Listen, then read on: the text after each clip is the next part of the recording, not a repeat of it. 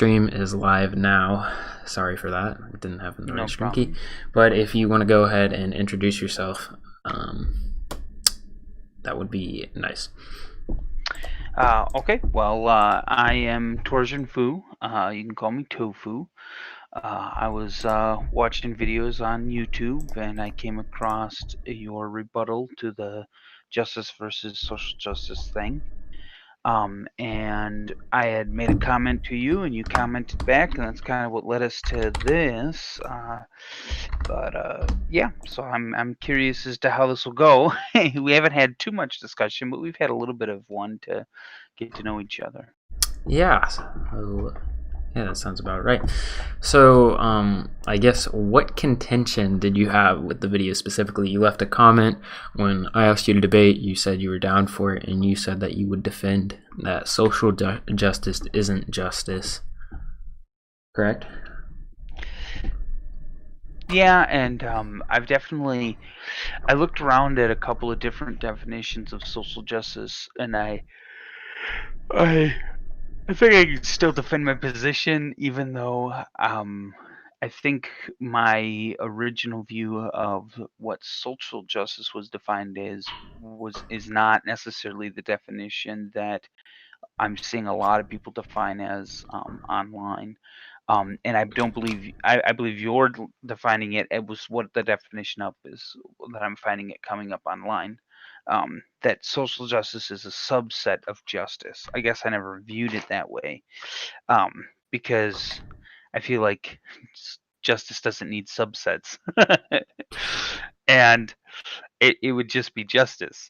But I understand what you're saying. It's justice. It's just justice applied to social issues. I don't Yes, know if that makes essentially, sense. which is like Yeah. criminal justice is justice applied to criminal issues, etc., etc. Yeah, and so I guess I hadn't looked at it like that because I just assume, well, that's just justice in general. So why would that word be defined that way? That would just be justice applied to social issues. I believe some people take the idea of social justice and define it more or less specifically as well, and I think the video kind of does that too a little bit. Um, it goes into the idea that social justice is looking for a specific outcome, um, whereas justice is looking for a fair outcome. So I do believe that you had originally said that the video uh, mixes up that idea.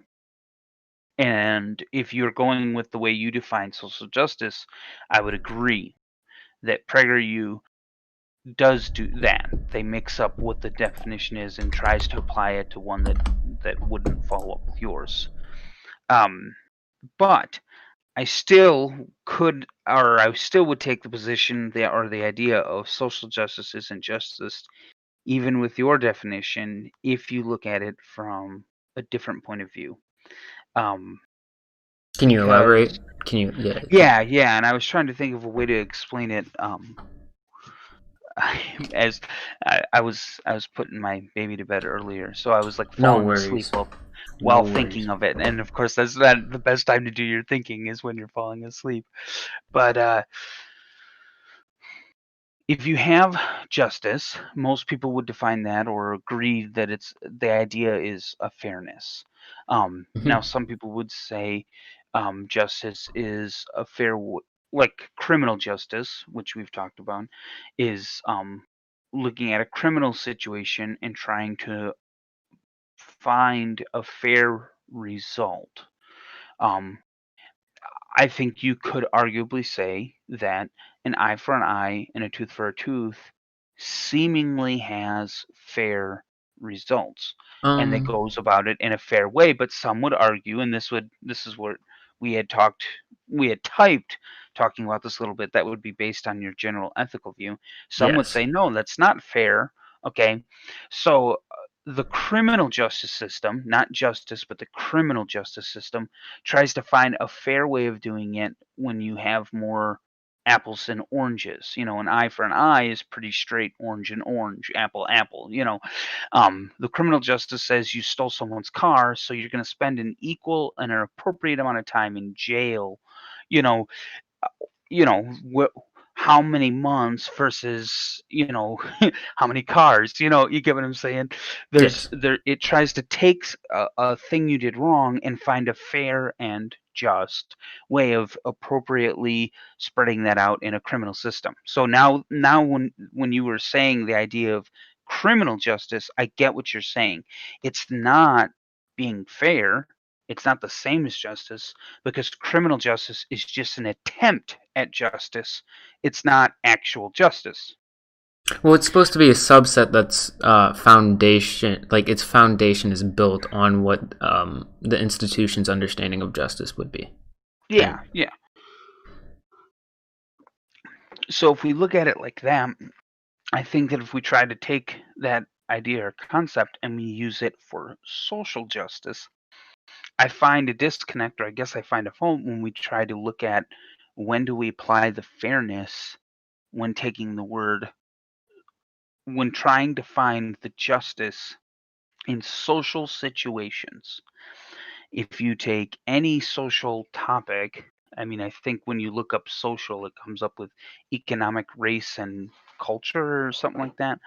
Um, if you try to find a fair, if you're trying to find a fair process or a fair outcome based on money, you've stepped away from justice. Same thing if you try to find a fair process or a fair outcome based on race.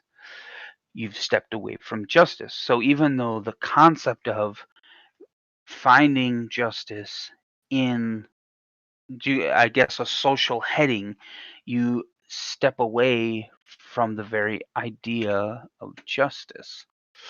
Do you get what I'm saying, or do I need to I stop understand your there? argument. Okay. I'll lay out why I disagree. So Okay, first good. of all, the reason why I disagree with what you're saying is, trying to steel man your argument. You're saying that if you social justice, the way you see it, is not it's a subset of justice, but there's like a disconnect. It's not really just, right? Yeah, Okay, yeah. so then my argument there wouldn't be that social justice, right, isn't just. It's just that you have a different view of what social justice is, right? Which comes down to the normative question again, which comes to what your ethical framework is, right? You have a different Okay. ethical framework than other people, right? Which is why they're going to have a different perception of what justice is. And since they have a different perception of what justice is, they're going to have a different perception of what social justice would be, right? So my thing, like, what I would point out is that you don't have a problem with social justice. You have a problem with different people's ethical frameworks that informs them what justice and social justice is. And secondly, I would also point out I don't think most people are pushing for equal outcomes based on race or all that. I think mostly people are advocating for equal opportunity. I haven't really seen anyone being like, blah, it has to be equal outcomes, blah, blah, blah, blah, blah. I think it's more so we need to level the playing field, and that's what's necessary to make a just society. Um, I agree and I disagree, and that's a confusing way of saying that. People may not be specifically saying we want equal outcomes. They're saying we want social justice. Look at the outcomes, okay?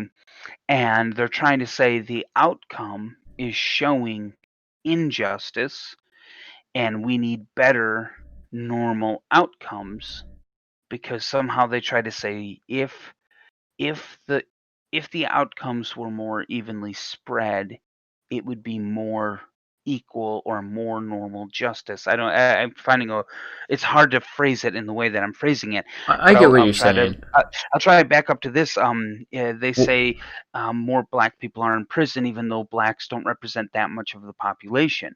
So if more black people are in prison, it must mean that policemen are racist. And I feel like they're looking at the outcome Well, hold on, and hold on. not looking at how we got to the outcome. Do you get what I'm saying? And so even though social justice, the way you've defined it, isn't based on outcome, people are pointing to the outcome and saying, no, no, no, this is injustice because the outcome looks wrong.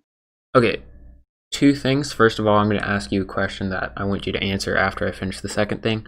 The first Sure. thing would be, the question is, so what do you look at in order to understand or to indicate that there's sort of systemic barriers or sort of systemic discrimination of certain groups if you're not going to look at the outcomes? And then my second thing that I was going to say is that I don't think people are necessarily saying that the policemen are racist. I think it's more so that policing in general tends to be racist. Like, it tends to be that people of color, their neighborhoods are over policed because they're disproportionately in poverty, which results in disproportionate arrests of them and disproportionate finding of crimes in their neighborhoods.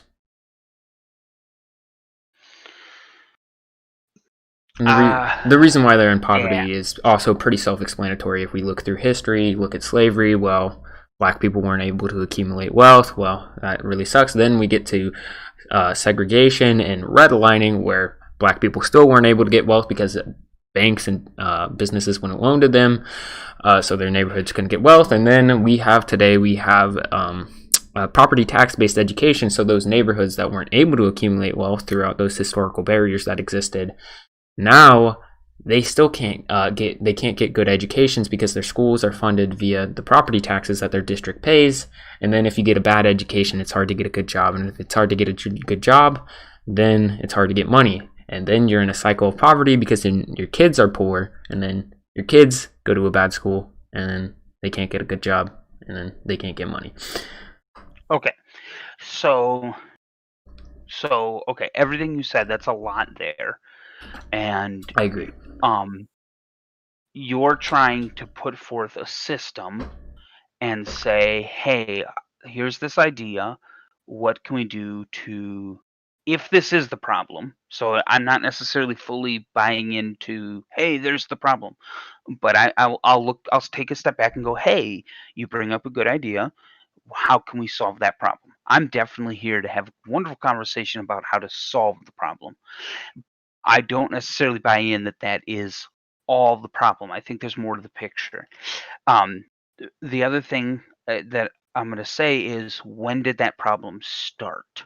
And I think that's where we're going to find that if we find the solution, to find the solution, we have to really point out, where did it start and why did it start? There's a lot of questions. Unpacking all of that is a very complicated and in-depth conversation. Now, not to say I don't want to have that conversation. That Wait, sounds like hold a on. fun Mind conversation. if I stop you real quick? Sure. I don't. You probably forgot because it was a long time ago, and I did a good bit of speaking, which I apologize for. But do you mind answering the question? Yeah, go ahead. I was gonna. Yeah, go ahead. Yeah, no worries. So, what else should we like? Do you think that outcomes aren't indicative of a systemic barriers or systemic discrimination against certain groups? Outcomes.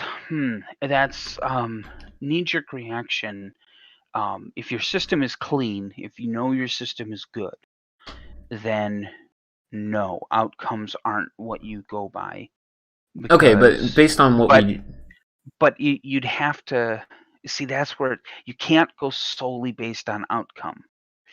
I agree. I agree, and I Yeah. don't think most people So do go I'm solely saying, based on that. so I'm not saying never look at outcome. I'm saying that people who look at um, social justice and a lot of the things that we're talking about, I think they only point to, here's an outcome, this must be the result. And I want to say that's a outcome in some places, but that doesn't mean it came from the result you're thinking. Well, And so, did you want to follow up? yeah, I was gonna point out in the context of what we're talking about here. I'm looking at the outcomes and I'm giving you like the explanation, right? So you said, well, there's a lot of black people in prison. Some people are saying that that's because police are racist, but I told you that that's because that black people are disproportionately in poverty, and people in poverty are more likely to commit crimes. And then I gave you the history of why black people were in poverty, because slavery, You gave redlining. me a history, not necessarily, and Do that's what I you, wanted to go to next. But okay, so yeah. keep going, but I'm gonna key on that next. No, that's all I was gonna say. So if you want to offer your Sure. Okay. So when do you think that history starts? So you laid out a good history, but you never gave a really good, clear, when does that start? Did it start? with Well, slavery, I'll let you answer the question. When do you think that started? with slavery. Okay. Whose slavery? Try to be specific. Oh, I well, guess I'm talking about in the context of America. I'm not as okay. much educated in other So places. so that's fine. So what we're looking at is poverty, the opposite of poverty being wealth, and the disproportionate wealth versus poverty. When did the wealth start? Um, Because did the wealth start at slavery? the wealth has probably existed before slavery. Okay, Not as disproportional though, if I'd so imagine. looking at history, I don't. So I agree that it probably started with slavery. I don't think it started with American slavery, but Yes. I want to. But the wealth, I don't think started with American wealth. I believe European wealth, especially as I mean, as you see the burst of the middle class, the rise of the middle class, especially among white people, Asian, especially Indian specifically, but also Chinese serfdom, you have the higher group and the lower group, and there's a huge divide, and there's no cross between it. The lower group doesn't rise up into the higher group Hmm. in in your Asian type histories and cultures, whereas in Europe, European people have stories of going from poverty to the idea of raising into the higher group, being the serf, becoming the king. It is the history and the culture, regardless if you see it happen a lot in history, the idea is there. Someday you might become a king, and that's where you see the culture of Europeans have this idea of a middle class. Well, yeah, that's Now, because liberalism developed. That's a very Eurocentric development that spread throughout the world, and yeah. So now capitalism is a product there's of that, and it I would allowed. say there's many players on the board. Um, and you definitely got Asian, you got Northern Asian versus Southern Asian, and you have Middle Eastern, but then you also have African. And a lot of the African tribes, when talking about poverty, their poverty was long historically embedded in slavery in Africa. Black people going from tribe to tribe, enslaving other tribes for centuries, whereas European wealth came from the rise of the middle class, innovation, creativity for centuries, long before you get to the thing that we call America, long before the New World, Mhm. Columbus, Native Americans. I mean Native Americans entering in a play. We talked about players on the board. That's a whole nother culture. We have essentially these three hitting a meeting point in America: blacks, Native Americans, and you could say Europeans, but Europeans were fighting each other and fighting amongst themselves. You have French versus Yeah, so Spain versus the Brits. English, and then every one of them went through revolutions. I would say a type of rise of the industrial middle class. I mean, all those things, which I believe Native Americans and African Americans didn't go through because they didn't have industrialization. Those Mhm. revolutions were unique to cultures that had industry. And you don't, to my knowledge, and maybe this is my lack of history, Africa didn't go through an industrial revolution because Africa didn't have industry. So I believe that poverty was embedded long before Africa. The wealth of America was embedded long. I'm sorry. Yeah, you mean The America. poverty was I embedded get long you. before America I in get you. Africa. as well as the wealth was embedded in Europe long before America. And the wealth was brought to America as America started, and as well as the poverty being brought to America through slavery. Now, you look at American history, Americans, I wouldn't say all, of course not clearly, but I believe if you look at the original founders, they didn't like the idea of slavery, and they didn't like the idea of Um, kneeling to any man.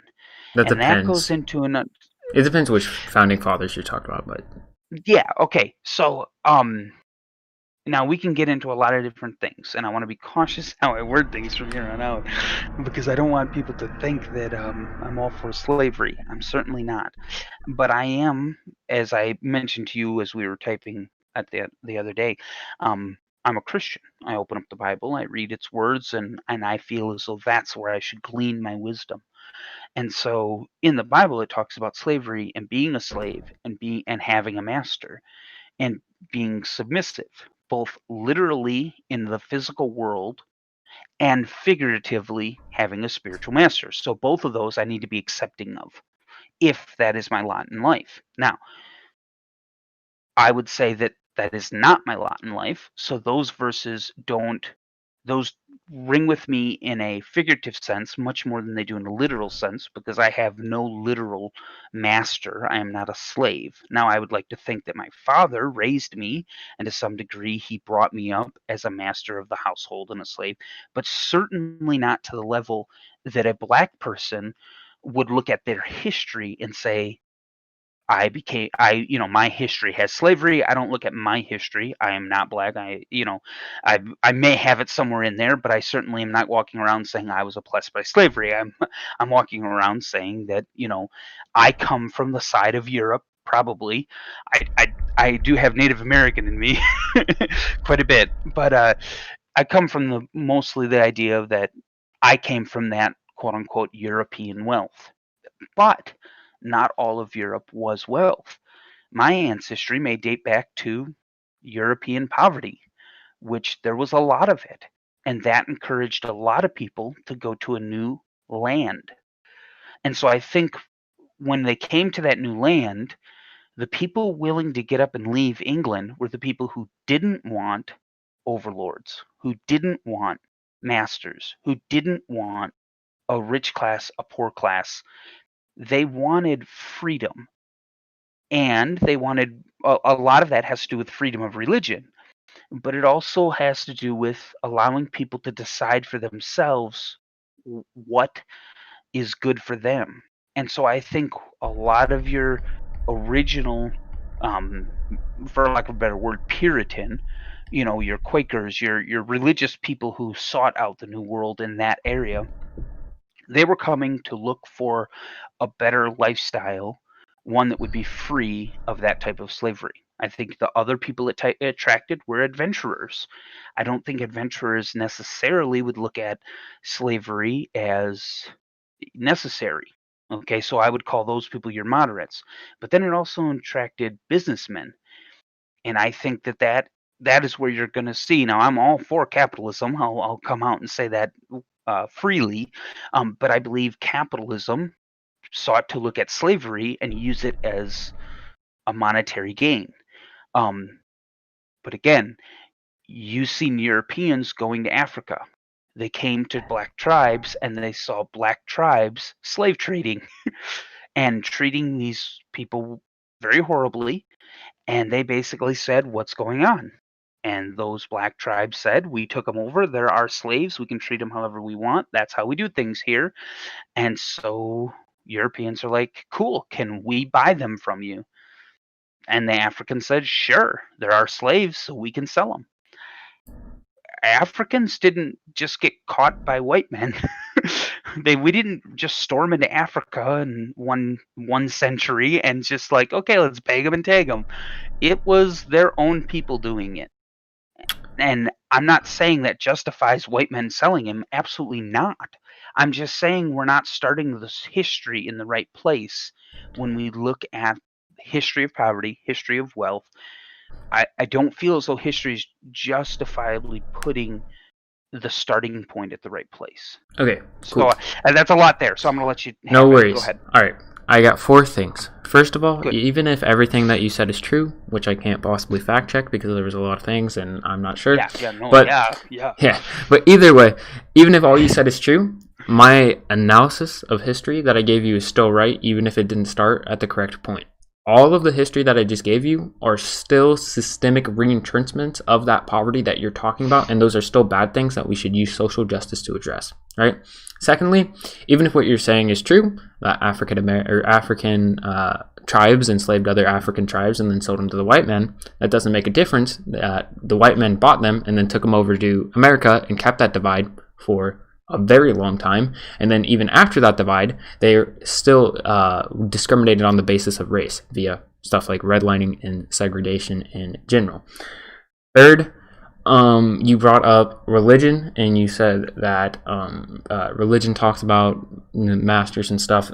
It's impossible for me to falsify your religion because it rests on a leap of faith that I just quite frankly can't falsify. It's unfalsifiable. I can't prove it wrong. You can't prove it right. So it's impossible for me to answer that. And then the fourth thing I brought up is you brought up capitalism, and you said that you're a capitalist.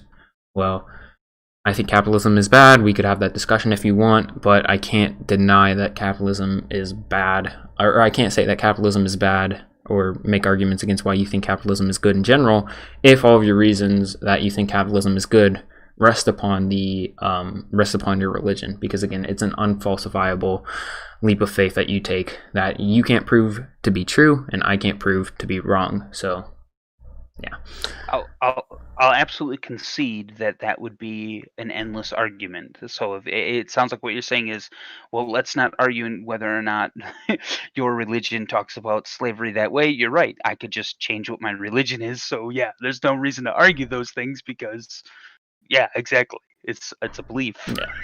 Yeah, and just in general, any religion, it's impossible to prove true. It's impossible to prove wrong. So it's just. Okay. Well, your argument that you had in the DMs was you try to make an argument for a God existing, right? But just because a God necessarily exists, even if that's true, doesn't mean that it's a Christian God, doesn't mean that it's not an Islam God, or maybe it's just like an entity, right? That no religion necessarily describes, right? Yeah, and I'm certainly would. I think that you're right. In the scope of the conversation that we originally identified as what we're going to talk about, I think all the things you just listed are different and longer conversation. And so I will see that is not what we're talking about today, even though I would disagree with you. I believe that there is a way to identify those things. But again, we're getting into my belief versus your. Okay. Fair. Yeah. So we would spend a lot of time in that and still not solve what we came to talk about. So you're right. Let's talk about. Let's try to unpack what we're talking about. Points 1 and 2 are the only relevant ones to the conversation that we need to talk about. Yes. So, and I think I would generally agree. Yep. I may specifically say, well, I don't know if I like that way or that way, but yes, generally I see what you're saying, and I concede that point. So let's focus on those two things. But I think I know where the next place where this conversation is best to go. Poverty and wealth are social constructs. We're talking about justice, and the idea of right and wrong. A cultural poverty, is that wrong? And cultural wealth, is that right? Now, again, not trying to get into a moral question necessarily, but the way you frame it, you're saying that because Americans had wealth and because Africans had poverty, that somehow Americans are wrong.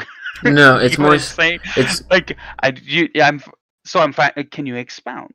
It's more so that that America re-entrenched the poverty of Africans via systemic institutions and systemic discrimination on the basis of race. and ethnicity. Okay. That is what I would say is unjust, but again, that comes down to normative frameworks. I would think most people think that's unjust, is to discriminate based on race, unless you're potentially a Nazi. I don't know if you are, but No. okay, I figured not. Okay. um okay, but that's what. But my point is this: your claim that somehow America entrenched that. I would say that America was quite literally the first nation, culture, mindset, and people to untrench it. Africans still have slaves. I mean, Middle I don't know how East still true that has is. slaves. You know what? I don't either. It's something I heard. Okay. I So I mean, you're right. Maybe our understanding of African history is not what it should be. I mean, even But if there but is slaves still, I but well, let's but I think you would agree. America was the first to stop the slavery, right? I don't actually think that was true. I think like there was several other countries that actually stopped chain and chattel slavery. I think Britain was even before the U.S. I'd have to look at the timeline, but even if that's true, they're still embracing the fruits of those material conditions via the systems that we have in place today. Like I told you, property tax-based education is a policy that's happening right now today and still disproportionately affects African Americans because they're impoverished. Okay, so I'll be honest. Everything you just said, I've never heard that argument before, so I would like to know more about it. Mm-hmm. But the way you said it sounds like something we talked about earlier.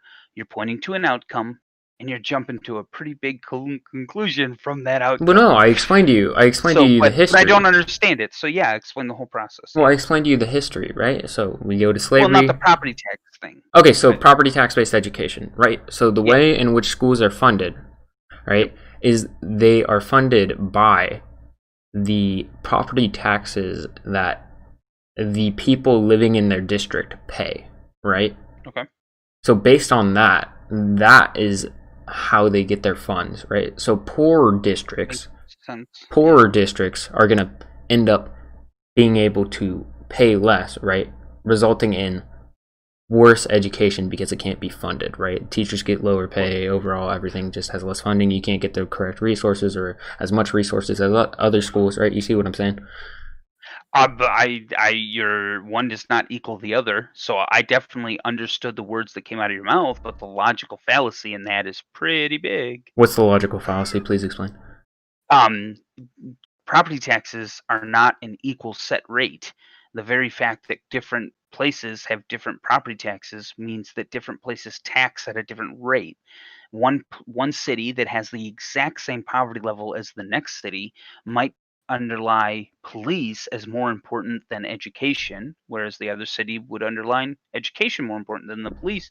Or maybe I said the same thing, but you understand what I'm saying. Each society or each section, local government, yeah, would then decide how those taxes are to be taxed, how they're to be appropriated. Maybe some of them are top heavy with administration. Maybe some of them are lower end with too many teachers and not enough administration. So I mean, that's like multi-layered.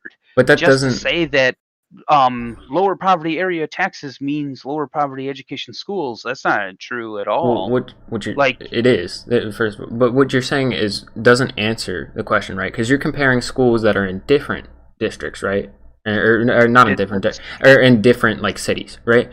You need to compare in the same city, right? A rich district compared to a poor district, right?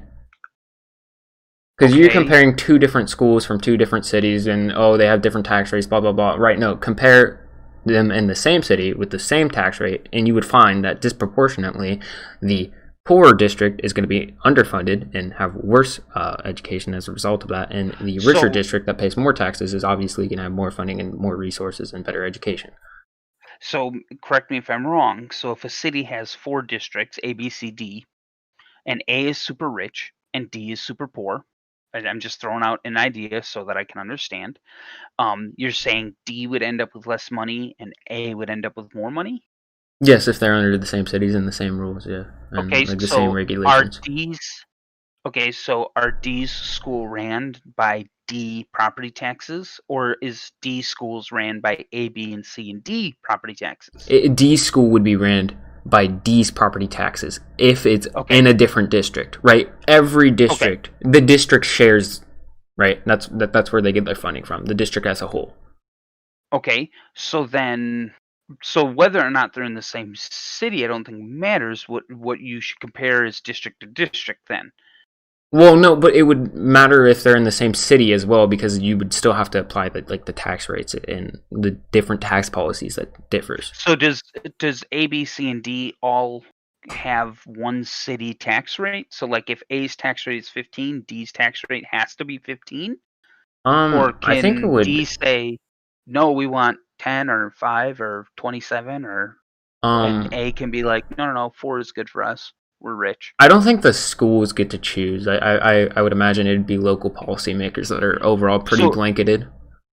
okay, so again, it sounds like here's again, it sounds like maybe we both don't know quite how the inner workings of local government works specifically. But your claim was poor districts have poorer schools. Yes. And I would respond with then they should tax more if they want more. Well, I like they why is that can't. A's problem if D doesn't learn how to spend their money? No one. No, here's the thing. No one's blaming A, and it's okay. Two things. First of all, it's not that D doesn't know how to spend their money. It's that Okay. D isn't getting enough money because it's property tax based education, and their district doesn't pay, and like they aren't Okay. able to pay as much as other districts. And then secondly, Okay. no So one's enough blaming. money is the very key point in there. Who defines enough? They're a poor district. They get less money. Why are they comparing themselves to other districts? They work with the money they get. Right. So you compare them to other districts because you see that these richer districts are getting more money because they're funded via the same mechanism, which is property tax based education. So if they're That richer is districts, they pay more in property taxes, meaning that their education is going to be more funded, which is why you that's compare the justice two. based on outcome, not justice No, based no, no. It's on. not justice based on outcome. It's justice Yeah, based you on the want. whole. No, no, no. It's based on the whole process. I told you that, it started with slavery, whether it started over in Africa with slavery, it started over here with slavery, it doesn't really matter because slavery over here re-entrenched that poverty of African Americans because slavery was based on race in America. And then there was segregation and redlining, which still prevented black people from accumulating any wealth. And then after that, we have property tax-based education. So when you have redlining and black people are going to be in like most typically the same neighborhoods, and they're going to have not as much wealth comparatively because of all the redlining, property tax-based Okay. education is going to re-entrench that because their education is going to be funded only via their property taxes. Who defines wealth? Who defines it?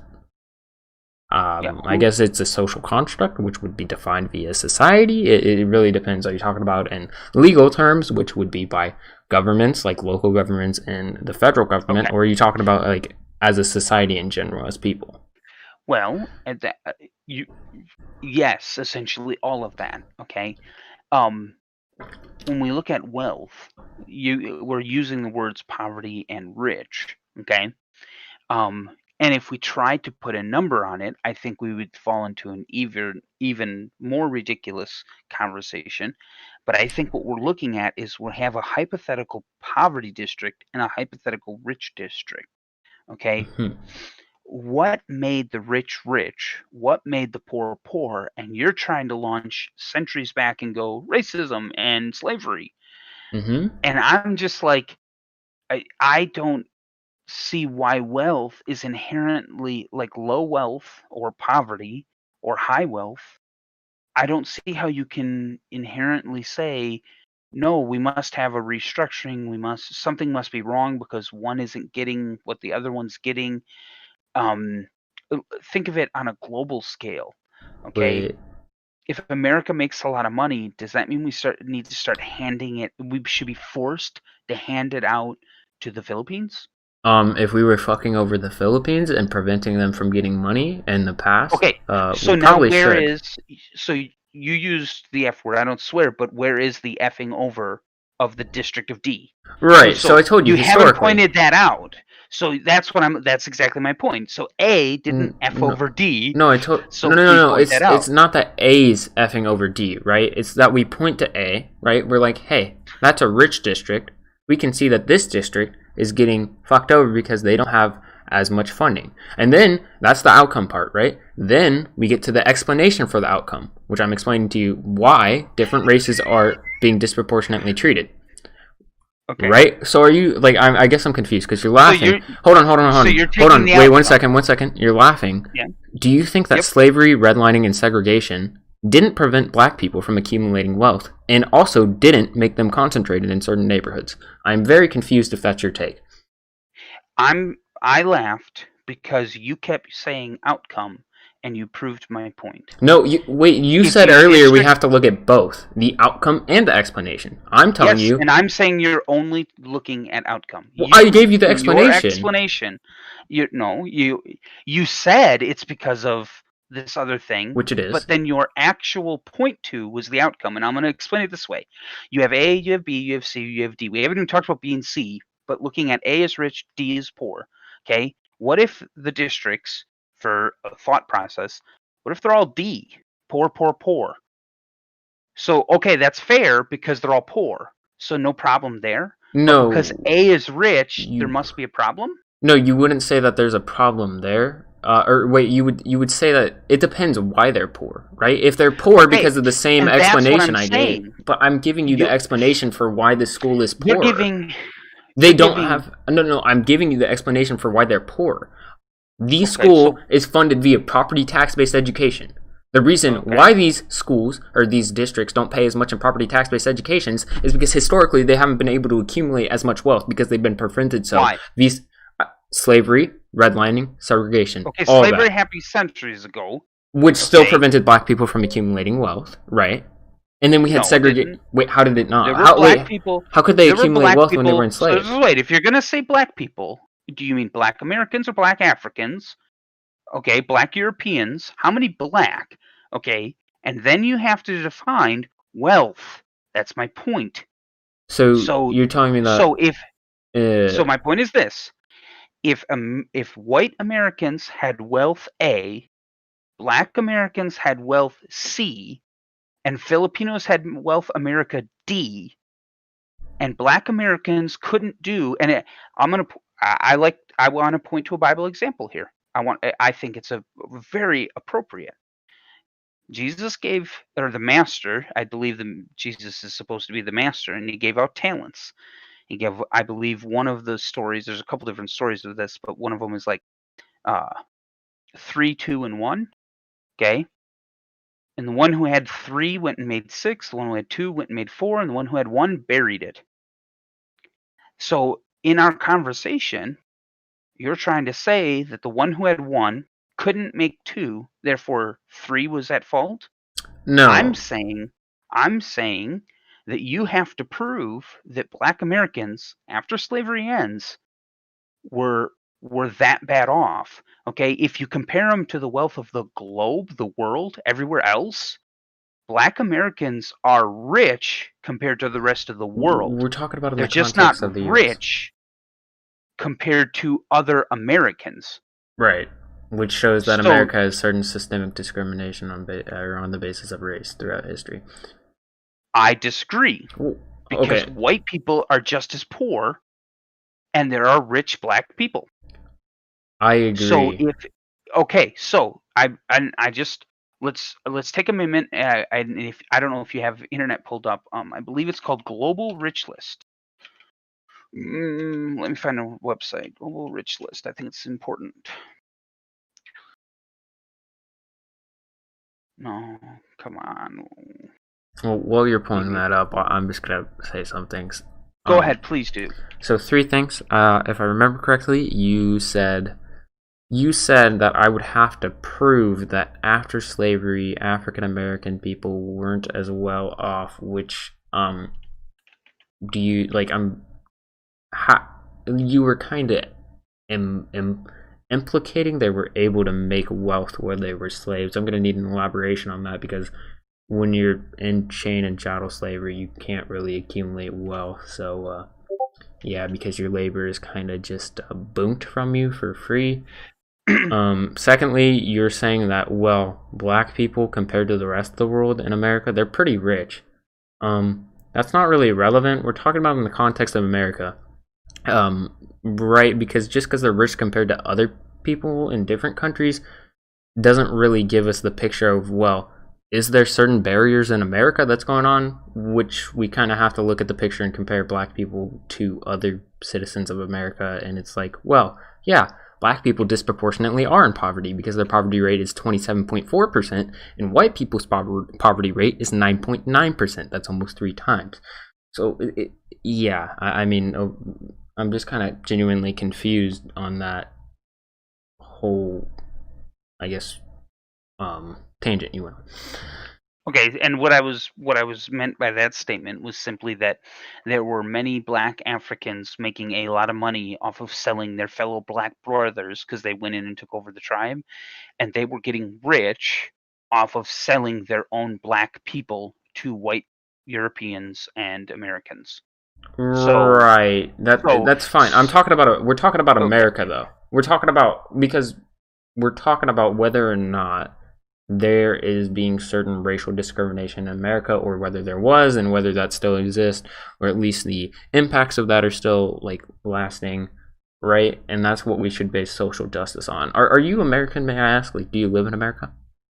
yeah. Do you? Yeah, so that's mostly why I'm basing all of my arguments on in the context of America, right? Because when me and you were talking about social justice, I imagine we're talking about mostly what we as Americans can do to make America better under our own perceptions of what better would be.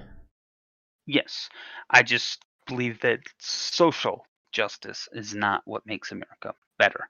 I believe Well, justice is what makes America better. you believe And that I certain believe, people's view of what social justice is doesn't make America better. You believe that yes. your view of what social justice is would, right? And then, No. well, I, wait, that's literally how it is. Your view of what social justice is how you view people should be treated socially. You still have that, right? Like, I imagine you have some sort of, okay, I would call it justice. but okay. Yes. Right, and which So you're social justice is a subset of justice. It's just in the realm of society and social okay. issues. You're I just feel the way you worded it, I feel like you're putting me in a specific box, but that's fine. That's I'm not fine. putting you in a box. I'm It's just not saying that you believe in a form of social justice. You're just saying that you don't like other people's ethical frameworks, or at least the outcomes of their ethical frameworks. But yeah, so I'm kind of confused on your whole tirade. I want to know why you why I guess historically black people haven't been prevented from accumulating wealth, and how that hasn't, like, how these like kind of colorblind policies that don't account for that aren't injustice. well, I believe that justice is blind there and should also be colorblind. I talked about this in the video. That's not how justice should work. Justice can't be colorblind unless we're living in a perfectly ideal world. No morals are set in a vacuum, right? We're not looking at things as if they're already perfect. We have to look at things in the context of how the world actually exists, right? So we're looking at things and we're like, hey, these people historically have been fucked over. We can see the outcomes of that today because we haven't fixed them. Maybe we should account for that, right? That's what justice is. Justice isn't, hey, these people historically have been fucked over, but let's implement this colorblind policy that doesn't account for that and then just continues to re-entrench it. Yeah, that's literally going based off of outcome and not based off of and I think you've stepped away from justice. When it rains, does it rain on the just and the unjust? Yes, equally. One prays for rain and the other one prays for no rain. It rains.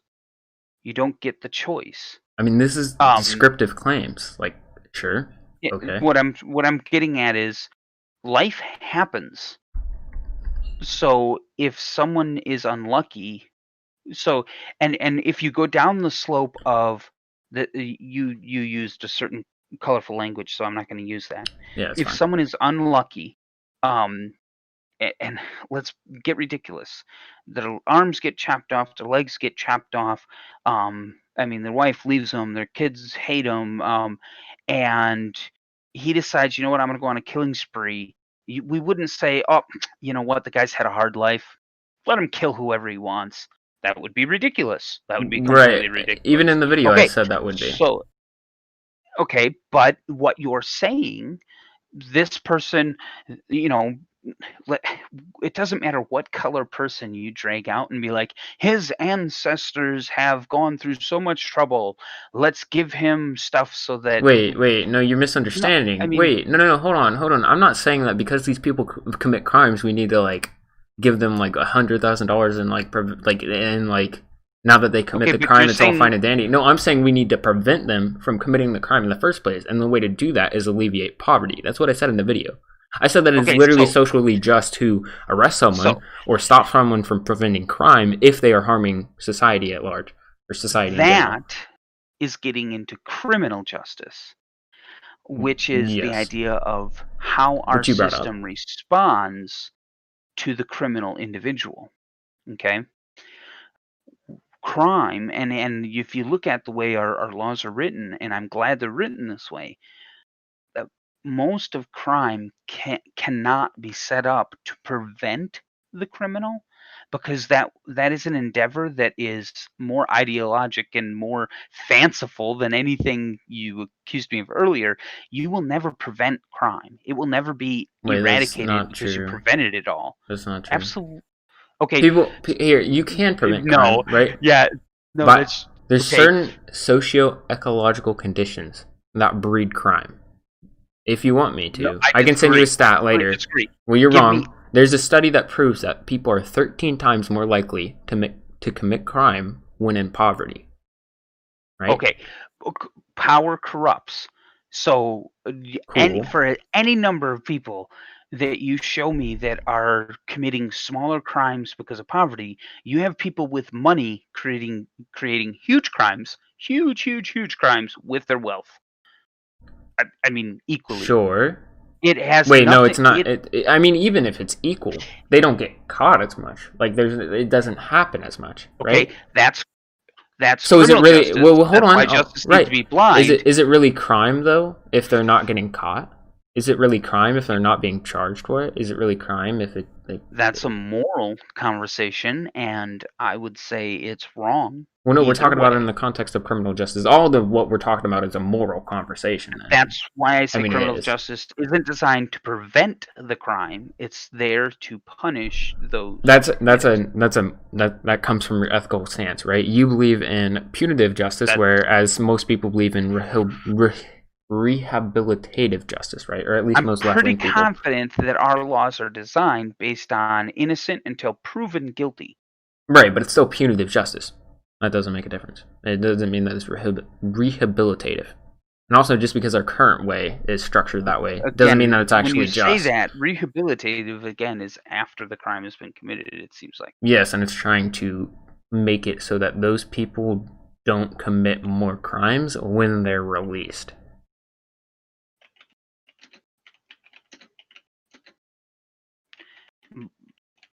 Again, you were talking about different things because.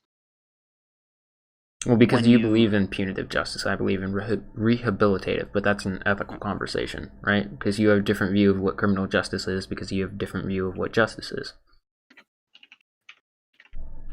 Again, I believe justice is fair, and I believe you're starting to definitely leave towards a justice is fair outcome, not fair. No, I care about both. I care about the explanation and the outcome, but also, again, fair is a normative thing, right? What you view as fair is going to be different than what I view as fair, right?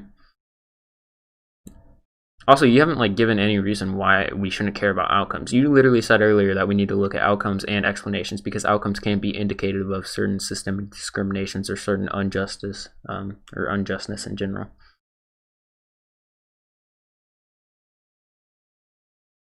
Okay, I was looking up punitive, retributive, and restorative justice.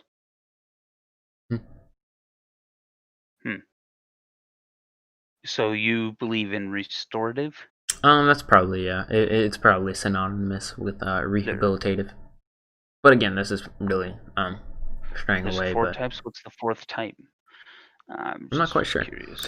I've heard of retributive. I believe that is punitive. I believe retributive is the same as punitive in the sense that you should be punished for committing a crime, and your punishment is more so Okay, never just mind. That was the 4 things it said there was a something punishment in different. general, I So. guess.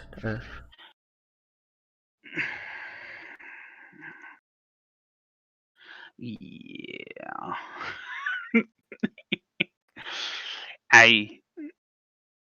We've hit a lot of different subjects. All right, so if we want to go back to if we want to talk about social justice in the context of property tax-based education again, we can go back to that because I still don't Well, I haven't received my answer to that really. okay. So what was the question? Well, I mean, basically, I still need to know why you don't like what you were saying is you're looking at outcomes only. When I said no, right? Property tax-based education would be fine in an ideal world where everyone is equal, right? However, since the playing field isn't level because of these historic reasons that I laid out for you, which Okay, I don't know if you agree exist or not because you seem to make some if I arguments. agree they exist, you then have to prove that they are applicable or apply in this situation. They do. I So told you.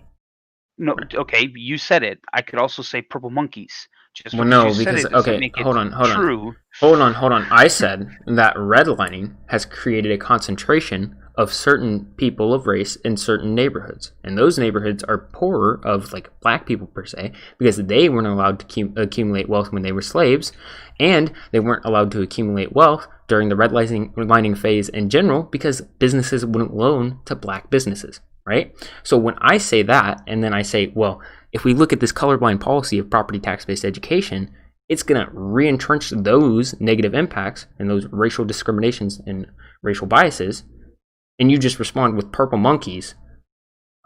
Yes. That's Yeah. not Okay. a very good argument. Whereas I'm giving you warrants. I'm trying to show that you're just because you say the phrase redlining, okay, doesn't necessarily explain every situation and every district having a problem with managing their money, because that's what it comes down It's to. Is not a managing question of money. It's not solely managing your money. Okay, you You say have it's to have not. enough. But if the problem was managing money, that would explain it without the use or need of racism, Hey, well, slavery. here's the thing. Here's the What thing. if people are bad at managing money Hold sometimes? on. It's easier to manage money when you got a lot more of it. If you're not getting a lot of it because your district that's doesn't not pay as much. true. No, that is true. How? Okay, so please explain to me how it's easier to manage your money when you're poor, or equitable. Okay, you have less of it. Right, which you have to spend on. If I give you a penny or $1 million, which one are you going to manage better? I mean, you're going to manage that penny better. You're going to spend it only exactly where it needs to You're go. acting like bills don't exist. You're acting like you don't have to go to the grocery store like at least once a month. Again, we're talking in the realm of wealth, and you're acting. Again, you have to put things on a scale, or if we don't put things on a scale, then we're not going to have an understanding. If we put things on a scale, our understanding changes. Because we have to put things on a scale though. We have to compare. Yeah, exactly. Things. We have to put them on a Yes. scale. But your scale, the scale, how big are we going to make it? Are we only going to make it citywide? Are we only going to make it district wide? Or are we going to make it American wide? Or are we going to make it North American wide? Or left hemisphere wide? Or the entire Earth wide? How big is the scale? What scale specifically are you asking? Like in comparison? Well, we're talking about in the context of America. It would be pretty silly to compare American but America, education just America, funding policy. I mean, you have Hawaii, you have Dallas, Texas, and you have the Midwest, and then you have the South. Huge, different, global. Hold on. I mean, they're just different. But we can compare them. Economic. I mean, when I said global, I meant economic. They're can different economically. Totally different mindset of work, different mindset of money and tourism and products. And I mean, are we saying that Hawaii isn't at all systemically racist, even though they have similar issues in their districts? Okay, I don't know No, if I they do or don't. not. I have no idea. I mean, But what I'm saying, I or don't. look at Alaska. I mean, everything I mean, pretty much Hawaii would be the A top plus plus section, and Alaska arguably would be a Right. whole bunch of So B's hold on. that didn't use racism I as an see what you're doing. excuse. I see what you're doing. Right. I see what you're trying to say. The Okay. reason this is different, right? Because you're comparing school or states with other states about their economies, right? There's several different historical reasons why states might have differing economies, right? Yeah. That is completely out of the realm of the conversation that we're talking about. We're talking about Okay. why schools in certain districts would have different funding, right? Which is going to be explained differently via some of the reasons that I gave you than the reasons why certain states are going to have less funding, right? Or less overall, a worse economy or better economy. And okay, maybe the issue here is you can't broad stroke brush any situation. You'd have to look at in each individual district. Different Okay. laws in each state, different district changes. I mean, y- to my knowledge, Arkansas was like the poorest state for the longest running time. So Um, if I don't know what the richest is. I I could take a I couple hope guesses. I hope you know if I realize with that if I like agree with that last point that you just made is that we can't have these overarching laws because they generalize I and didn't say laws, but yeah. they can't account for the local societies and all that. Then shit, let's get rid of property tax based education because it's a generalized law that is being applied to all states instead of. No, okay, it's a system, not a law. Mm-hmm. Wait, Each local place it's a can court decide. ruling. It's a court ruling actually. Okay, So but it is a law. each okay, again, you- not in the way that you're saying. Okay, what's the law? What's the what do you law? mean? What's the law? Okay, It's a what court you ruling, so it's explained. upheld Okay, as law. okay.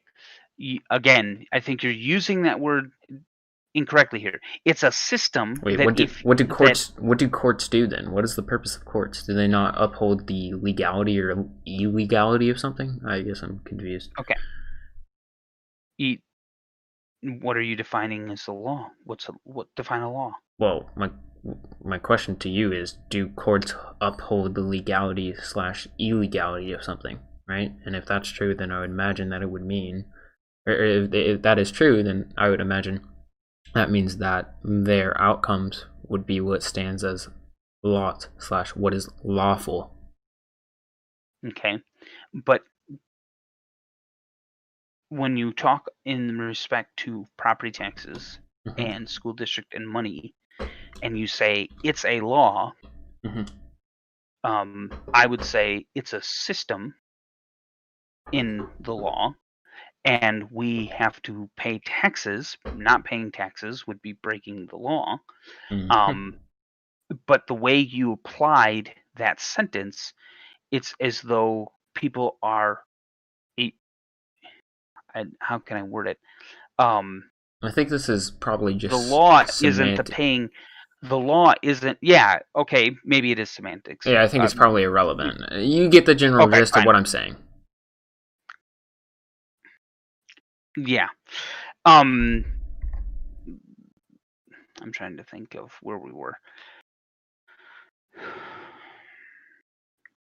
The property taxes, when each individual district decides their own nuances or their own implication and their own rates. And so to take district in Arkansas, which was the poorest state for the longest time, I think now it's not the poorest state. I don't know the poorest state currently, but it was for the longest time. And then compare that to a richer state. I'm assuming California is a richer state. Mm-hmm. Um, and and then you have a Midwest state, okay? Mm-hmm. Which I'm assuming a Midwest state is somewhere in the middle. Now, these are all assumptions, but you can see my point Yeah, here. it's probably right, man. I mean, for Each the most part. state has districts, each districts have rules, each district can decide different things. To say that all of them have an issue because of slavery that happened however long ago, and I go, well, no, this Midwest state over here, that's not true at all. It wouldn't for me to point to some random district in Minnesota and be like, "Oh no, their district's totally fine. You must be wrong." That would be ridiculous if the entire rest of the country is having the same issue.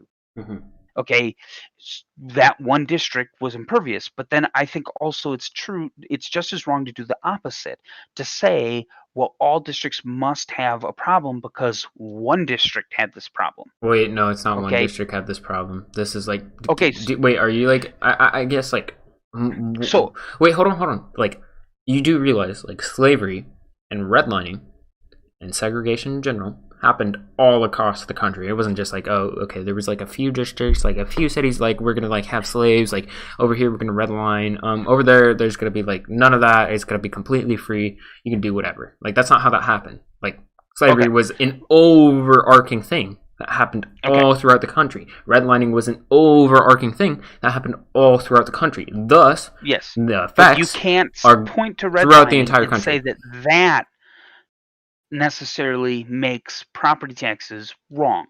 That's where I don't see the connection. So let's say redlining happened everywhere and all were affected exactly the way you're saying, and there's no other factors. I think there's other factors. No one's denying that there's other factors. It's just this is a large factor that disproportionately has resulted in these impacts. Okay, but how do you then get to the property taxes issue? Where's the jump there? Where's the connection? So here's the thing. You view justice as colorblind. You view justice as in a vacuum. I view justice as contextual to the real world and the problems that we see today, right? So when colorblind, you said that justice was colorblind. So when no, I said justice should be blind. Well, okay, so does that mean that you don't think justice is colorblind? I'm very confused. What does that mean then? You keep using I don't view it as in a vacuum. That's something you added.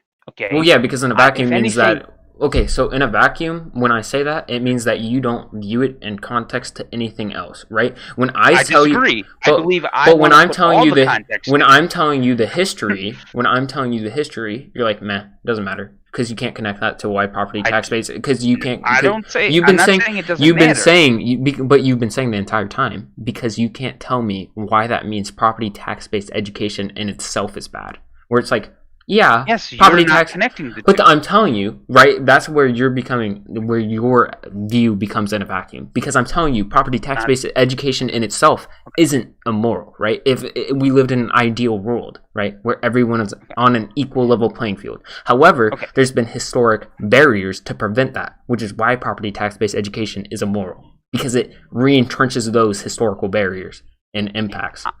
I'm saying that you need more context. And I think that when you look at it, each individual district and each individual state and each individual, all of that stuff, that you're not applying enough context and that you are looking at it in a vacuum and eliminating the true context. So I could.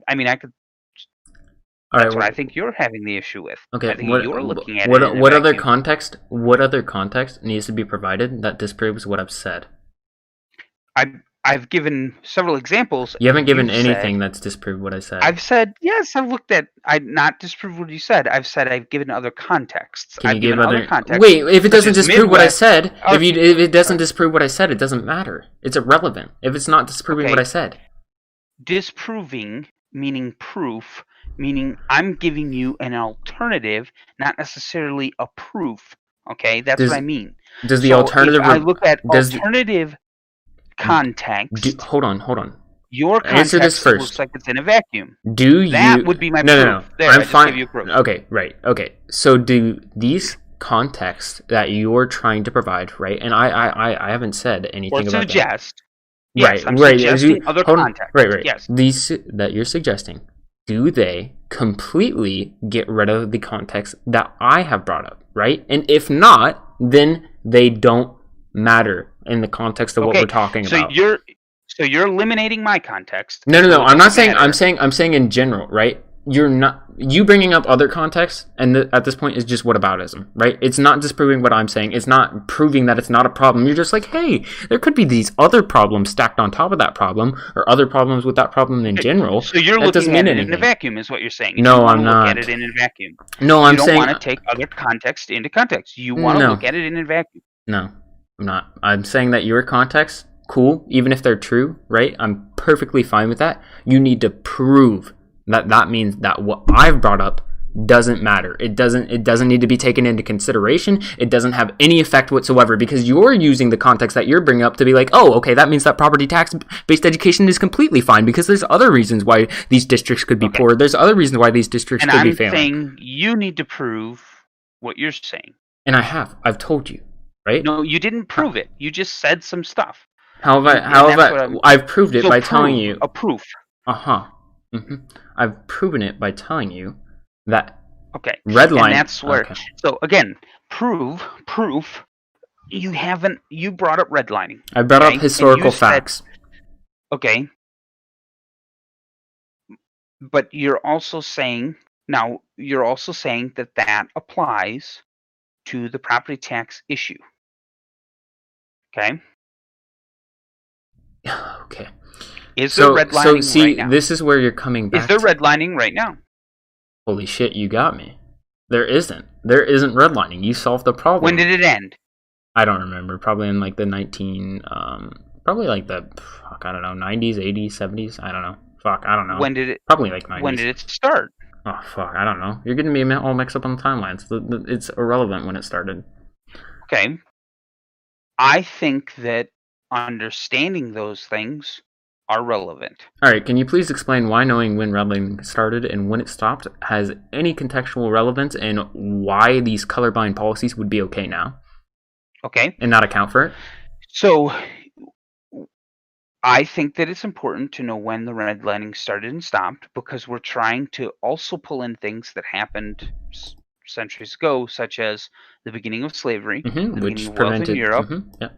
Which prevented. Okay. So if we're going to go that far back, we need to know how effective or how important or how impactful redlining is to the conversation. I've told you why it is. So if this has been 1,000 years in the making, okay, and redlining only spans 20 years, I don't think redlining is that big of a factor. But if this is 100 years in the making, all right, hold on, and redlining expands 80 years, well, hey, that's kind of a big deal. All right, hold on, I'll look at it. And my point is this, is that those factors, those extra contexts, as important as redlining is, I honestly believe that there are places in this country that didn't redline.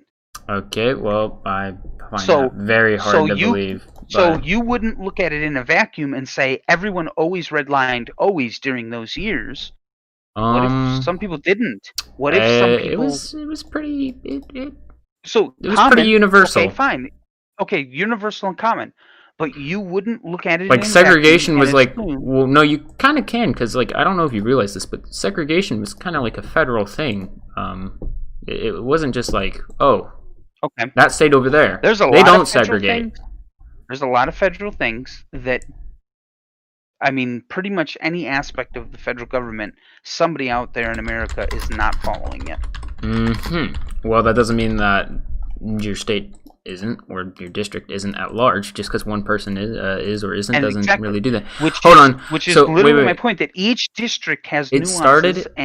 It says that, I'm reading this up, it says redlining began in 1934. Some people say it began in 1917, and it ended about in the 80s or 90s, I believe, based on what I've read. So that's about 60 years, right? And it is 60 to 80 years, by the way.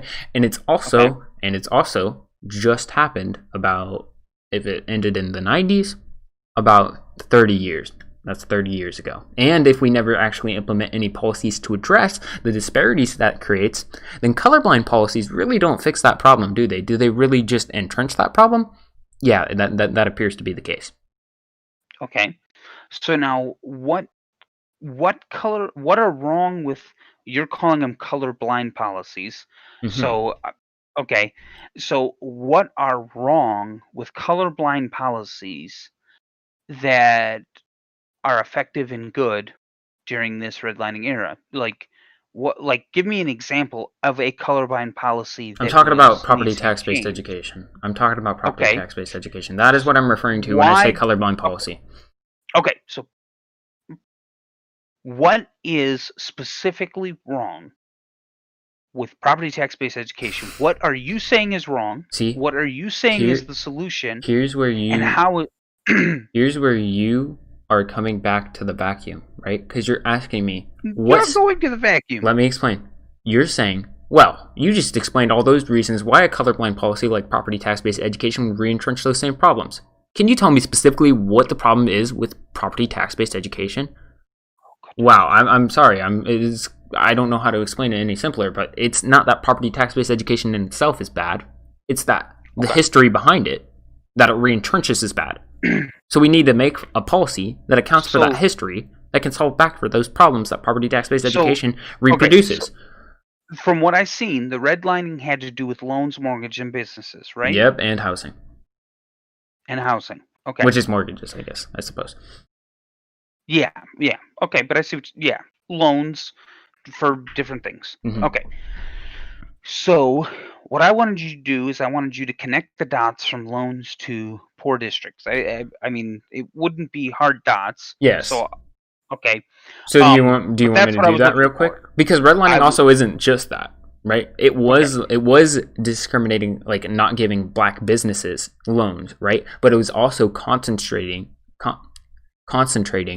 certain people of race into certain neighborhoods, right?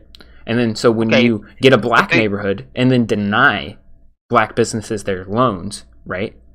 That makes it so that community and that neighborhood in general isn't going to accumulate as much wealth compared to the white neighborhood that is going to be getting loans, right? Even black people... I mean, the opposite is also true. Can you elaborate? There were many times in which certain black families were paid to move into certain neighborhoods to lower the prices of houses so that those people would lose on their investment so that other people could buy up those houses. Then the black people would move and they'd resell them, buy low, sell high.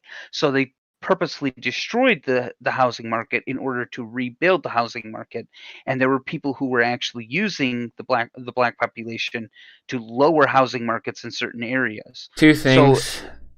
That doesn't sound like a systemic issue. Also, even if that's true, they would end up having to move back to their black neighborhoods. As you just said, they would have to move.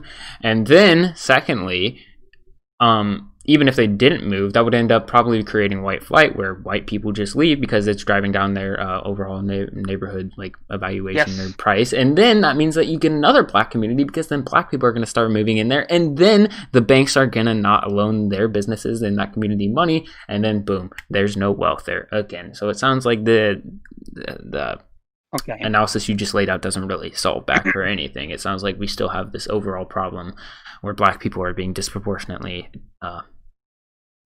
harmed, I suppose. Okay, but the difference is that black people went in there with the intention. Well, no, hold on. It's because they were getting paid by banks, right, to do it. It was the bank's intention to do that. The black people were just doing, like, they were just getting paid for it, right? But that's what I'm saying.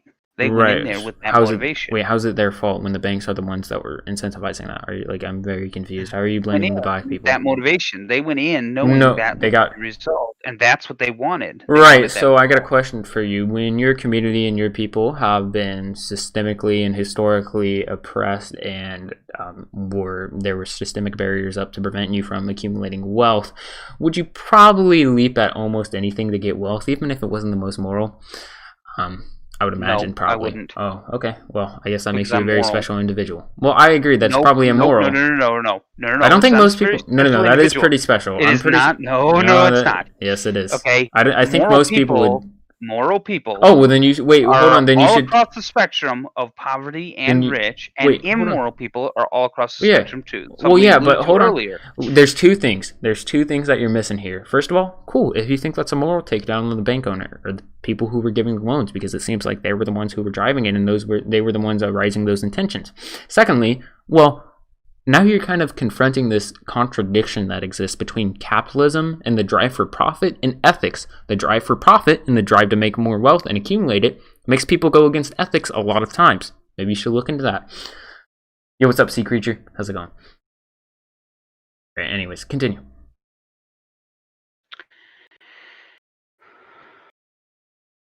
When we look at the property taxes and those communities that you're saying had been disproportionately mistreated, okay, and their education system therefore received less money and were neglected, there are other neighborhoods. Right there, when I look at that, I don't see it as race. You would have to then say that those poverty districts were mainly one color. Okay, so Wait, that enters in as a factor. But they then don't have you to can be. point to white communities or Hispanic communities or Asian communities or Native American communities that also had low poverty levels and low education. You mean high poverty levels? Yeah, that's what I meant. High Okay, poverty yeah. levels and low education and the property tax issue. And therefore, wouldn't that show that the system is not racist No. because all races are having the same problem? No, because first of all, there's several reasons. One, you pointed out an outlier. Just because you point out one case or several cases that don't, like, that of one race, or, like, for example, you brought up white people experience the same problems, that doesn't disprove an overarching problem that affects all black people. Secondly, you have to look, is All there... black people. So you're saying no rich black people existed Well, during no, the redlining? okay, no, but you know generally what I mean. It's a Okay, disproportionate but amount of that's my black people. point. Okay, secondly, You okay. made a general comment, and Mhm. you every time I Mhm. make a general comment, you said you disregard it and in a vacuum. So No, it's not that you make should a I just general comment. It's if you make a comment in a vacuum. I'm going to point out that you made a comment that's only in a right? vacuum and doesn't actually account for any context, which is totally different than a generalized comment.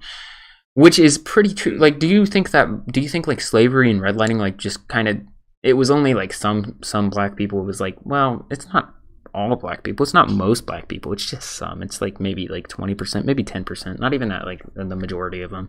Like, you know what I mean? It affected I know what you're saying. most black people, right? Which still affects them typically today because those material conditions influence the fruits that we have Okay. right now. And How then, many Hispanics does it affect?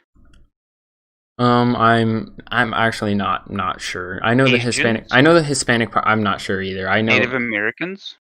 Not sure, but on the Hispanic And note, whites. Hispanic note has 27% poverty rate. Whites, they have 9.9% poverty rates. Blacks, they have the highest poverty rate. They have 27.4%. So we can see that this issue disproportionately affects black people as they have the highest poverty rate. So is it because they are black?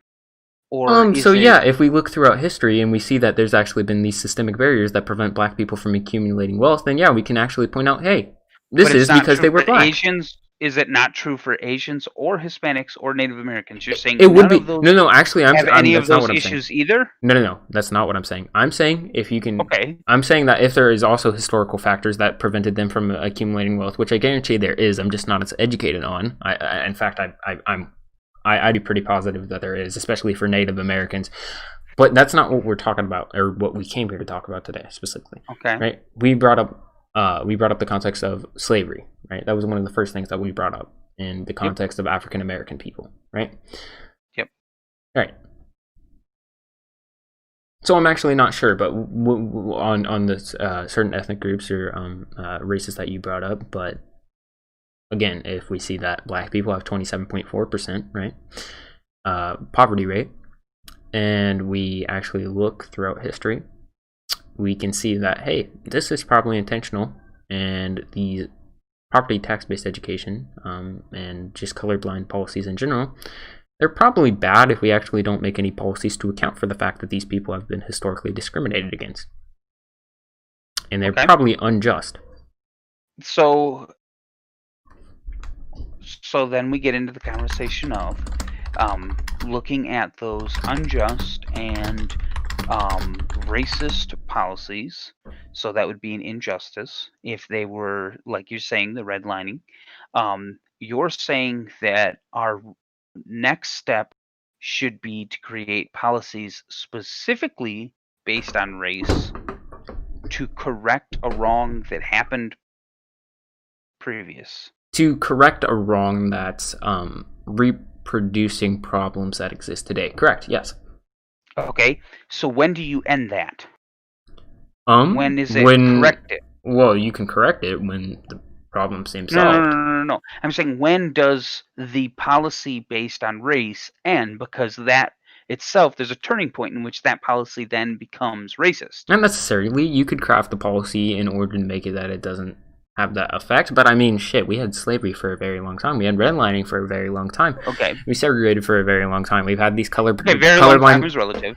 Very long time is relative. All right, cool. You're using these, again, you're using these phrases and stuff. Well, I don't know if you recognize... You said this phrase, probably racist, as though that is the conclusion. When I say probably, that everyone comes to that conclusion. When I say probably, I mean it is like 99% of the time. Also, this whole conversation we've been having has been relative. We're talking about social justice and we're talking about justice. Yes. Those are relative terms. So, yep. And I'm trying to keep them within the framework and within an understanding. And what I'm trying to say is that when you make policy based on looking to the past and injustice, well, hold on, make a policy based on that injustice. It's not just. It's not just looking. That to me seems like an injustice. Well, here's where you're wrong. We're not looking solely to the past and being like, "Hey, that's an injustice. Shit, we're going to do something now to fix that." No, we're looking to the past. We're like, shit, this is injustice that actually the problems of that injustice that happened then are being reentrenched now. So we need to do something now to fix those problems. How are they being reentrenched? I already told you. We went over this with property tax-based education. It's a colorblind policy that doesn't address the issue, so it reentrenches them. Okay. So... You can wait. Hold on. You can laugh all you want. You're saying you can hold on. Hold on. No, wait. I'm gonna say something for 30 seconds. See, let me say something for 30 seconds. Nope, I didn't. Never said it was. No. Well, oh yeah, for entrenching racism, the racism of the past. Yeah, it is a problem. It's not inherently the problem, right? But when we're looking in the context, of what has happened throughout history and what is now happening, then yes, it is the problem now. And also, I like how you laugh when I brought up how property tax-based education reentrenches this. You have not brought up any reason why, oh shit, property tax-based education is actually good. Like, you haven't done any argumentation against that whatsoever, right? Okay. So I just find it ironic that you laugh. Now, I don't know the system. I don't know how it works. I explained you how it works. That you were explaining. Yeah, you explained it in your own words. There's probably more to it than just your words. And it probably changes district to district. I'm not saying you explained it wrong. I'm saying that there's more to it. Okay, so when I look at my school district, which I'm pretty confident is, well, actually the one where I'm currently in is probably considered rich. If I went 20 miles north, that one would be poor. I know it's not based off of race, because we're pretty much all the same race. Oh my god, yes. I'm telling you, it's not based off of race now. Yes, sure. But I'm going based off of what I know. Like I said, I don't understand the system. You brought it up. I'm new to the idea, so I'm taking the information I do have, and I'm trying to understand where you're coming from. I want to know. And if I want to look at the system as I know it, and I see it from my point of view, which I'm trying to admit is very white, okay?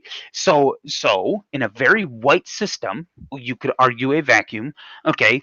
But I'm saying, where is the problem when applied to all white people, so that I can help understand where the problem is when you apply it to multiple races? So wait, you're asking where's the problem? So I'm trying to understand it. Okay, so wait, you're talking about... So when I look at it where I live, I see nothing wrong at first glance with the property tax system, regardless of poverty level. Some places poor, some places rich. They worked it out. They found a way around it. I don't see as to Right. So where the poverty level is causing or entrenching a divide anywhere at all in the community that I'm in or looking around at and the people I see. There's no one being trenched right. in poverty. There's no one being so so again, this is all one race. Mm-hmm. Typically, of course, there's probably some other races mixed in, not a lot, So but you get my point. right. I'm So looking at the it from explanation for that, right, is where you're talking about. Well, hey, my school's pretty rich and it's full of white people. Yeah, that's redlining. We're talking about okay, redlining. but then I go 20 miles north and that school's pretty poor and it's full of white people. Is it still part of your district? No. Right, that's where you get the problem, right? Property tax-based So okay, education. Hold on, but hold on. there's Wait. Property tax-based poor and it's white. education. Yes. Property tax-based education can still affect poor people negatively, right? Because poor people exist. I already told you that. So when there's poor white Oh, neighborhoods, right? When there's poor white neighborhoods, I meant poor white people exist. When there's poor white neighborhoods, and you have property tax-based education, they're still going to have a poor school district, right? Even though they're white. It's just because they're a poor neighborhood. okay. Right, so it still exists. I'm just telling you that So overall, poor places where black people are is gonna have explained by racism because those black people were prevented from accumulating wealth historically, which we've gone over: slavery, redlining, segregation, now property tax-based education, and also, even if we don't look at that, just overall, it's going to disproportionately affect black people because black people have 27.4% poverty rate compared to white people's 9.9% poverty rate. we've ended up in a loop, and I was trying to Yes, break we've the been in a loop loop for to a very see long where time. we could have a better understanding here, and I don't think we're gonna find it. I think we're just gonna keep looping. Um, so I'm trying to just think of what exactly I want to try and get across. I mean, I suppose we could end the loop if you just have like some sort of rebuttal to what I've said about like, hey, like I've this had is. rebuttals that I think have an pretty good argument behind them, but my overall goal was to look at social justice and to look at justice Mhm. and try to find where they're different and where they're the same. And I feel as though the video that PragerU showed had some inconsistencies with the way they use justice, social justice, criminal justice, some small inconsistencies. Um, and I feel the way you used the words in your video was even worse than PragerU's. I think you did more disservice I'm than flattered. service I'm flattered. when no, that's fine. But it and so I was just trying to understand or trying to yeah, I guess more or less see where Mhm. those conversations would lead us in trying Yeah. to understand um social justice, justice, Yeah. injustice, criminal justice. There's a lot there. There's a Yeah. lot in there. No problem. Um So I imagine this is where we're doing the outro. I imagine you're done. I'm not necessarily done. I just wanted I feel like I want to know where we go from here. So I think I agree with you. I think we're just going to continually go in a loop. I don't think we're going to get past this, so I yeah. think that we might as well just end it. So if you want to do your final statement, or if that was your final statement, I'll go ahead and do mine. Well, okay. I was going to try to think. I guess more or less wanted to think about something about social justice. I wanted to say one last thing on social Yeah, go justice. I ahead. didn't quite think of it yet. What I was going to say. I'm going to take a minute to think. Yeah, no Um, problem. I feel like when people use social justice today, they are implying systemic racism. And I think you've done a great job on not necessarily using buzz phrases such as systemic racism. You instead would point to things like the redlining that is a type of systemic racism. So I think you did a very good job at that. You pointed to the problem, not pointed to the words that imply the problem.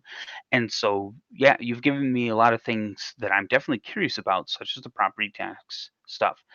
But I think that we come into an idea when social justice, when you take social constructs and try to mix them with justice, you pervert justice.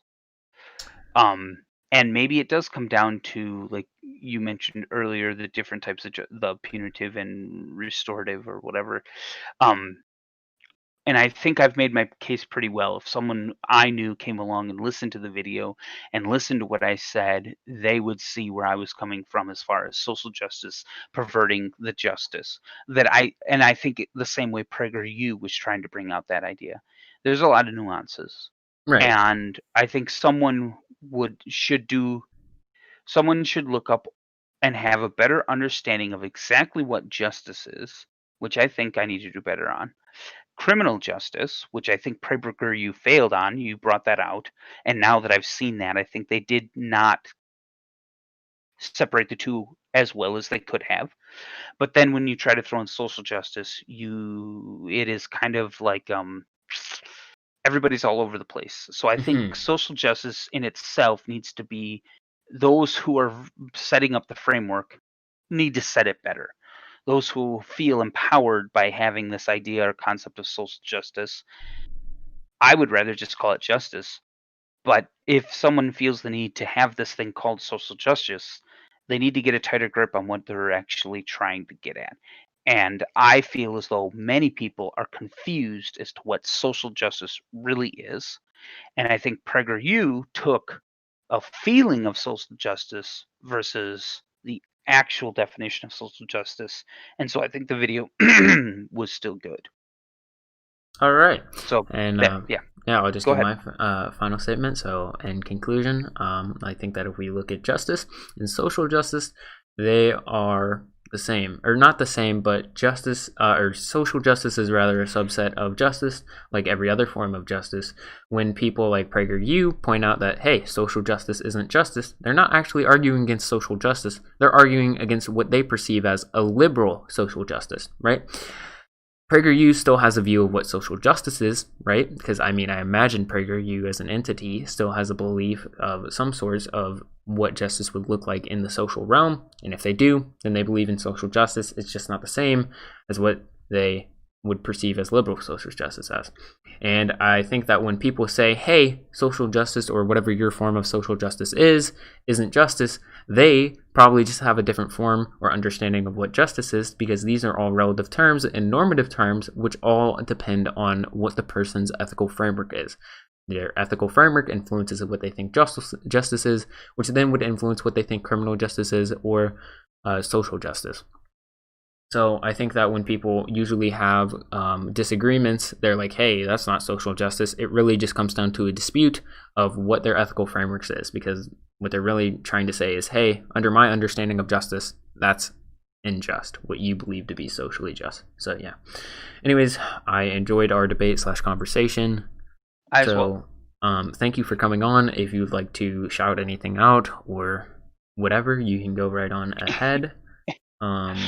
Yeah, thank you for coming I on. would love for you to hit me up with different ideas as well, and maybe we can discuss other things or have a second round of if people say no, you should talk about this, or I had an absolute blast. I loved this, so I agree. I I think had very much I fun. think we could find a lot of places where we disagree. So I think there's be an endless number of ways in which or things we could talk about. Here's the And thing. I enjoyed it thoroughly. Here's the thing. I also enjoyed this very thoroughly, but I feel like this is like one of the only debates I could have with you, because from our conversations, you said that basically everything that you believe in is founded on your religion, which again, we went over this earlier. It's basically impossible to falsify. So if all of your views rely on your religion, I just can't disprove them, because yeah. Maybe that's the next thing we should talk about. I feel as though maybe I could give you a run for your money, but On what specifically? religion. What about it? um, I would start with asking you questions on um, morality and life and what you think. I would pretty much tear it apart and then rebuild it. um, it Potentially, I mean, I don't know. It sounds it's and again, I would enjoy it thoroughly. You might not as much, but maybe, I I would don't know. also I'm allow you agnostic, so I'm to. open to the question. I don't know. You're I can't. agnostic. Is that what you said? Yeah, so I literally can't be wrong. um, and so I would let you pick apart, and I think that you would definitely like to uh, take a stab at it. I am not like most. I think you would find a uniqueness in the way I approach the Bible. You would say you would definitely separate me from maybe other Christians that you might know and go, "Wow, I've never seen anyone approach it that way Well, before." So before this, before we even dive into talking about that on a later date, I got a question for you. go ahead. Do you believe that Christianity is 100% true and 100% like a certain fact, or do you, at any point whatsoever, take a leap of faith? Because if you Wow, take at any that's a point fun. whatsoever a leap of faith, right, and atheism's also a leap of faith because, again, impossible to prove, then I don't know why being agnostic wouldn't be the solution to these problems. Did you say evolution requires a leap of faith? Is that No, what you're saying? being agnostic, because I said atheism, right, being an Okay. atheist and being religious would require a leap of faith, right, because they're unverifiable claims, impossible to prove, unless you say that you can prove it with 100% certain fact, right?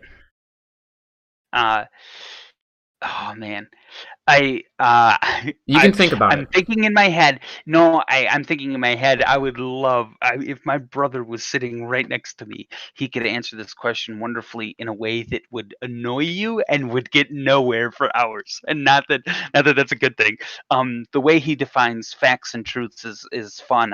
We've had quite many good discussions on it. I would answer it like this. I am very logical. I've always been one to lean towards the logic of life, and I love it. I am mathematically inclined, and I'm excel at all forms of logic. When it comes to religion, I have very little room for the touchy feely. I almost get a bad taste in my mouth for it. I am very logical when it comes to religion, and I find that other people who very much approach religion with a hippie factor is what I would call it. Uh, almost find them disingenuous.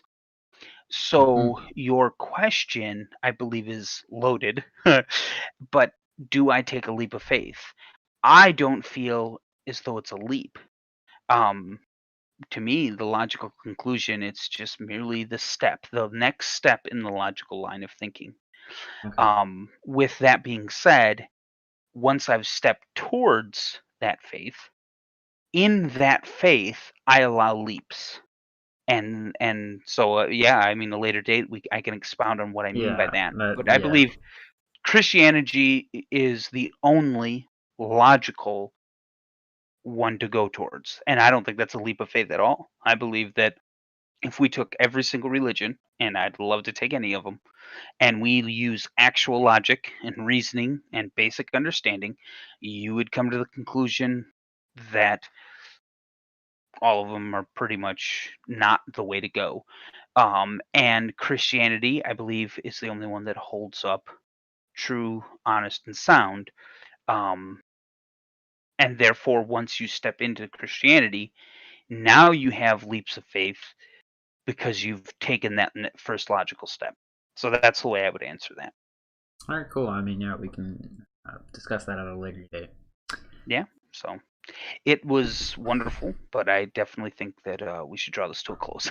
Yep. All right, cool. I'm gonna leave. I'll talk to you later. All right. See you. Yep. Bye.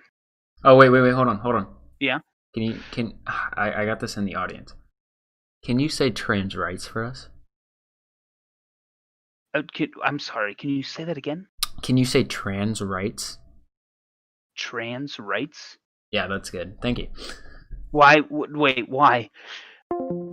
I disconnected. I disconnected. I don't know. Sorry. Someone in the audience told me to ask you to say that. Anyways, thank you. I'll see you some other time. Oh, okay. Yeah, no problem. Phew. I thought they were gonna retract it. I thought they were gonna take it back. I thought they were gonna take it back. Oh, okay, but that was interesting. That was fun. I encourage you, if you did not watch the entire debate, I would encourage you to watch the entire debate, especially you, Sea Creature. I know that you came in late, but I think the entire debate was better than the last portion, which you came in, Sea Creature. Things began to become more repetitive. I think things were probably pretty repetitive the whole time, but that's because they were kind of continually denied, but not on really any basis. It was fun, but oh my god, if we actually have a religion debate, that's going to be interesting. I don't think it'd be very much a debate because it's impossible. Like, it's impossible to debate people about religion. There's no it's impossible to prove any religion true, right? But hey, we'll look into it. Maybe my mind will be changed. Okay, you'll watch in your spare time. Thank you. Also, anyone in the chat right now, anyone who is here, Sea Creature, I see you. I don't know how active you are in the Discord, but we have made a new Minecraft server for my community. So if any of you are interested in that, go to the Discord server. First link in the description, by the way. And go to the Minecraft text channel. If you use that Minecraft server IP for direct connect, you'll be able to join. But first, before that, you have to message me in that text chat and let me know what your Minecraft username is so I can whitelist you for the server so you can join, right? But yeah, anyways, just want to let everyone know we got the Minecraft server. It's popping. Not really, but we're trying to get it popping so that we can have more fun. Anyways, that's it. Unless anyone wants to call in. Does anyone want to call in? I imagine not, but if anyone wants to call in, we can have a fun debate, or we can talk about something.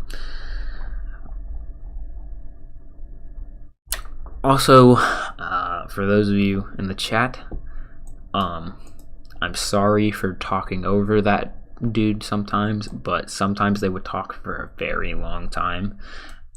So sometimes I wanted to. I know sometimes I would talk for a long time, but I would say not as in long of tangents. So that's why sometimes I was interrupting. I know. I typically don't like to do that unless it really depends on who I'm debating. If I'm debating someone who's interrupting me and who's like egregious and blah blah blah, they're all over the place and they're extremely contentious, then I'll try to replicate that. But if they're for the most part civil or whatever, I'll try to replicate that, you know. But yeah, sometimes you gotta interrupt. Anyways, thank you all for watching. I don't think anyone wants to call in. I hope you all have a wonderful night. I will see you all in the Discord later. Peace. Love you all.